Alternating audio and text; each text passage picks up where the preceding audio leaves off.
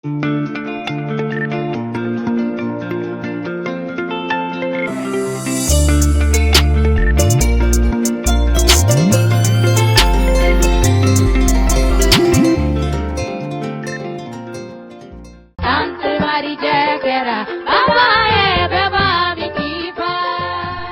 minnu bolodalen no centre marginal kono o ye couture broderie ni stylisme modélisme ale san sabani kalo woro kalan o formation tellement fana ban fay o ye san kelen ni kalo woro ye maquillage musoro siri coiffure o fana kalan centre marginal kono o ye san fladi ani kalo woro o fana formation tellement be san kelen ani kalo woro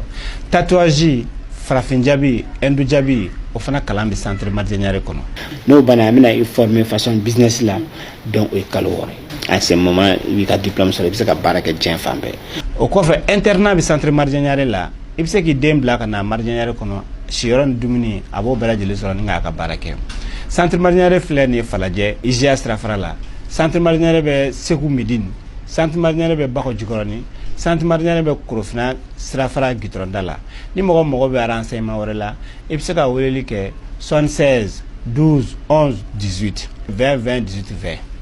ou bien be weleli ke 76 22 01 04 biye alamsay avril kalo kleta ani wolonvla samba flani muganduro o muno sogolembe agwa jabaran so mandila anga fulibe o bela jele ka kenya wa wagati uchugo ambe awladoni yakuni yako kuna funu wagati sili bakuruba kuna fonuna sina bef maoye barabla 7 mike anda bena dola fuka takase anga ministre des mines aoye la senimike kunu ministre ka la jera senfe habara ke nyoto kluka ka nyesi lichom mimbe bunin kaw feno anda bena do oni anyokana chamana ko kan kuna fono olubena la si awma aw bismillah ina fo mboraka fo onyana chugamina kunu araba avril kalo kletan woro samba flani muga anenduru sina bef maw bora ka jira ni oye jekuliye miye bang barakela ka la faciliton jekuliye olu bora ka la silike ka jira ko ukunye uka barabla sebe bla avril kalo klefla ko uni anga jamana nyamo maseka foka benke akula o hukum konnala uya jira ko bina barabla imena ke fazi fla konnala fazi folo obedam ne bi alamsa avril kalo kletan wolonvla katabla sibrila avril kalo kletan anen kononto uye ajira ko ni alisa ni umaseka foka benke ko ubena na barabla flananke ubena ke damne taratadun avril kalo klemugan fla ka kunche sibri avril kalo klemugan anen woro sina bef mauye anyene uka tonde umbela jenefe ko ukato uko ni kelena wa uya jira ko service minimum fenetina na assurer chageda sila ko fo uni jamana nyama ka foka benke uka hakilnaula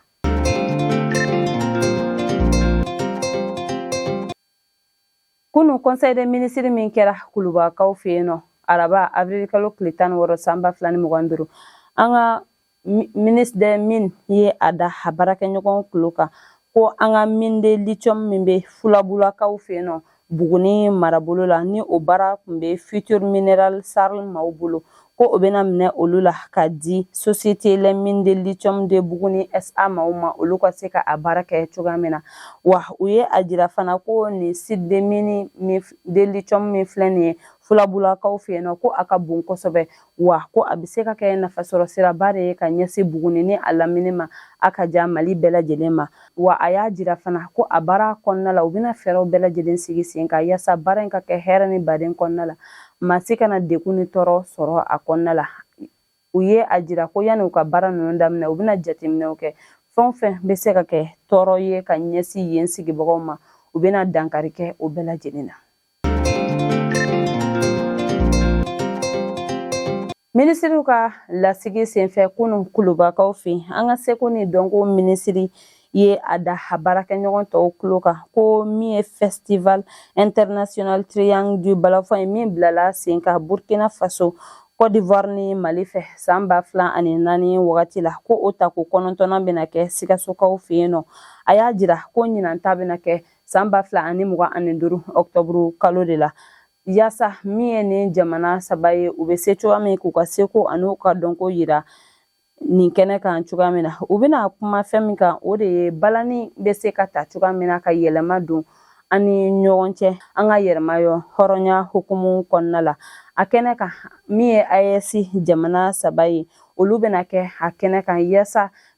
bɛn ni kelenya min bɛ ani ɲɔgɔn cɛ ka dɔ fara o kan ani an bɛ se cogoya min na ka ɲɔgɔn ka culture ka se ka o dɔn. Kunu araba avril kalo tile 16 san 2025 conseil des ministres senfɛ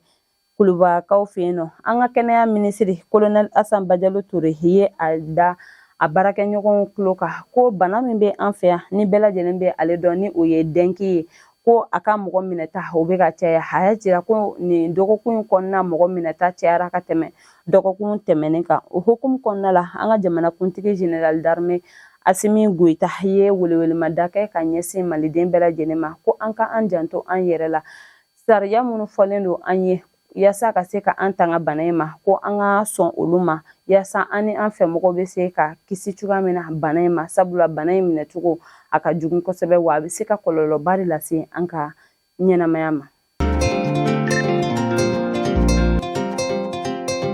Kabini san 2024 welewelemada kɛra ka ɲɛsin maliden bɛɛ lajɛlen ma ko an k'an ka pisiw kɛ an tɔgɔ la ni o baaraw daminɛra Desanburu kalo tile 15 san 2025 n'a kun k'an ka cɛ tarata tɛmɛnen avril kalo tile 15 san 2025 avril kalo tile 15 sele min ye orange fo ka taga se Move Africa Malitel maaw ani Telecel maaw u ye maaw minnu bɛ yen n'u m'u ka pisi kɛ u tɔgɔ la u ye olu ka pisi tigɛ ka sababuya kɛ u ka pisi tɛ u tɔgɔ la maa dɔw yɛrɛ fana ye a jira u ka kumaw la ko olu ka pisi kɛra u tɔgɔ la nka ko o n'a bɛɛ n'a ta ko u ka pisiw tigɛra o hukumu kɔnɔna la Isufu Kuma Mayiga ni ale ye ingénieur en télécommunication et membre du conseil en charge des télécoms à l'AMRTP la ale ye welewelemada kɛ k'a jira ko maa minnu bɛ yen ni u ka pisiw kun kɛlen b'u tɔgɔ la nka ni a tigɛla ko fɛɛrɛ bɛ u bolo o maaw kama u bɛna fɛɛrɛw sigi sen kan yasa ka olu ka pisi bila sen kan cogoya min na ko maa minnu yɛrɛ fɛnɛ bɛ yen ni olu m'u ka pisi kɛ u tɔgɔ la ko u bɛ welewelemada kɛ nin wagati na ka ɲɛsin o maaw ma u ka fɛɛrɛw sigi sen kan ka se ka u ka pisiw kɛ u tɔgɔ la yanni mɛn kalo tile 15 san 2025 cɛ sabula ko ni o sera pisi o pisi bɛ yen ni o sɛbɛnnen tɛ maa min tɔgɔ la k'i k'a bila i kunna ko i ka pisi bɛna tigɛ a tɛna sɔn bilen wa ko ni o wagati ninnu tɛmɛna i tɛna se ka baara fosi kɛ ni a ye tuguni.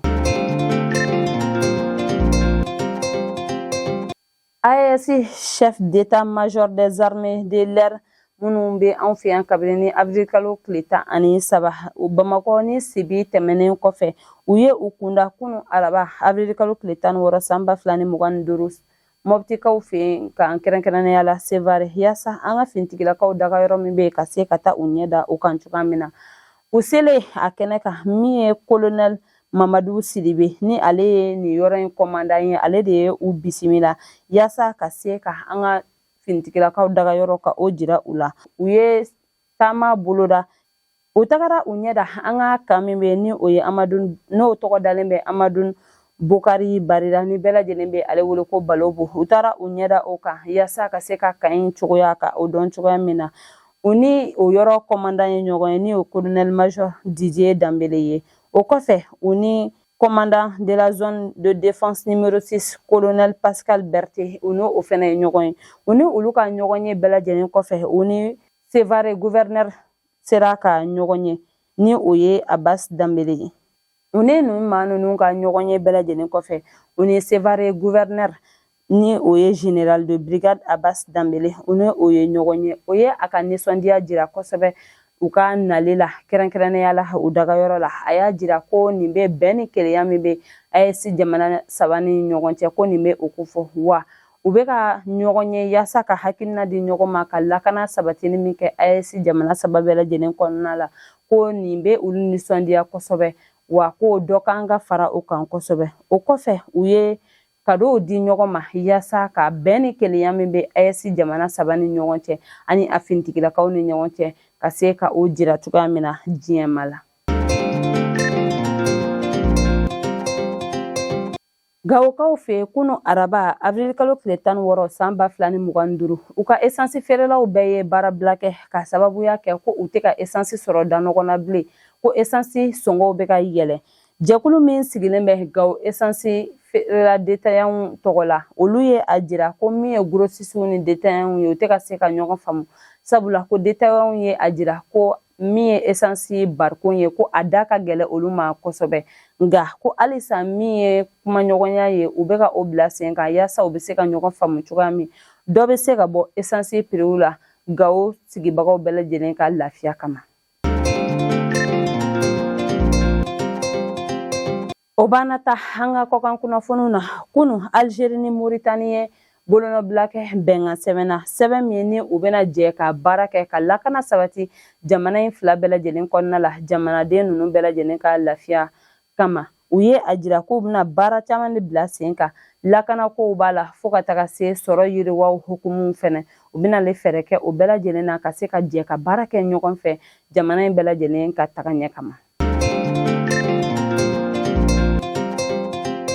N'an bɔra yen an bɛ taa Nizɛrikaw fɛ yen nɔ fɔɲɔgɔnkɔ min bɛ Nizeriya ani Niger ni ɲɔgɔn cɛ yalasa ka dankari kɛ o la kunu araba avril kalo tile 16 san 2025 Ɲamɛkaw fɛ yen min ye Nizeriya ministre des affaires étrangères Yusuf Maitama Tugar ale ni a ka maaba caman ye u kunda a baara kɛ ɲɔgɔn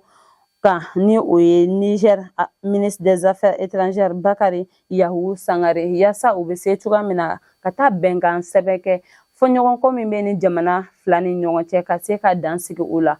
kabini ni fɔlɔfɔlɔ bɛnkan min tun bɛ ni jamana fila ni ɲɔgɔn cɛ u tun bɛ bolodi ɲɔgɔnma min kɛ u ka se ka o lakurakuraya ani ka u bolodi ɲɔgɔn ma lakanako nasira fɛ ani fana min ye jamana in fila bɛ sɔrɔ ka yiriwa jamanadenw bɛɛ lajɛlen ka lafiya kama ka se ka o kow bila sen kan kɛlɛ min bɛ u ni ɲɔgɔn cɛ o kɛlɛ o ka se ka ban cogoya min na ni minisiri fila ye ɲɔgɔn ye wa u ye bɛnkan sɛbɛn kɛ yaasa u bɛ se ka nin ko ninnu bɛɛ lajɛlen ka dankari kɛ a la cogoya min na ka bɛn ni kelenya min tun bɛ u ni ɲɔgɔn cɛ kabini lawale ka o lasegin ka na. Nin bɛ dan sigi an ka bi kunnafoniw na an tɛ sɛgɛn an tɛ ɲinɛ an b'an ka dibilabarakɛbagaw fo sabula olu jɔyɔrɔ ka bon an ka baara in na an b'a fɔ k'Ala ka basigi sabati an ka jamana kɔnɔna la Ala ka sankɔrɔta di an ka finitigilakaw ma ni Ala m'an ka jɔnya jɔ an na an bɛ ɲɔgɔn sɔrɔ yan don wɛrɛ ka kunnafoni di aw ma laadiriya la shukran.